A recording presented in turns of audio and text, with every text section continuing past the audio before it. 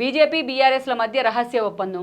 దాని ప్రకారమే ఎంపీ టికెట్లు కూడా కేటాయిస్తున్నారు. తమకు అనువైన స్థానాల్లో ఇద్దరు లోకల్గా ఒక అనధికారిక పొత్తులతోనే ఎన్నికలకు వెళ్తున్నారు అనే అంశాన్ని రేవంత్ రెడ్డి ఫోకస్ చేసే ప్రయత్నం అయితే చేశారు.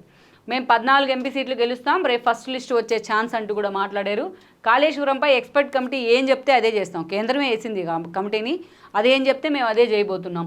బీఎస్పీ మాకెప్పుడు కూడా మిత్రపక్షంగా లేదు. ఆర్ఎస్ ప్రవీణ్ అధ్యక్షత వహిస్తున్న బీఎస్పీ మాకెప్పుడు కూడా గతంలో మిత్రపక్షంగా కూడా లేదు. ఎవరేంటి అనేది ఇప్పుడిప్పుడే ప్రజలకు తెలుస్తోందంటూ రేవంత్ రెడ్డి మాట్లాడారు. ఫామ్ హౌస్లో ఉన్నోళ్ళు ట్యాక్స్ పేయర్స్కు రైతు భరోసా మాత్రం ఇచ్చే ప్రసక్తే లేదంటూ కూడా మాట్లాడారు. గతంలో రైతు భరోసా పేరుతో ఆడి కార్లు, బెంజ్ కార్లు వేసుకొని క్యూలో నుంచున్నారు తహసీల్దార్ ఆఫీసుల దగ్గర. సో అలాంటి మొత్తం పద్ధతికి మేము చెక్ పెట్టబోతున్నాం అంటూ కూడా రేవంత్ రెడ్డి మాట్లాడారు.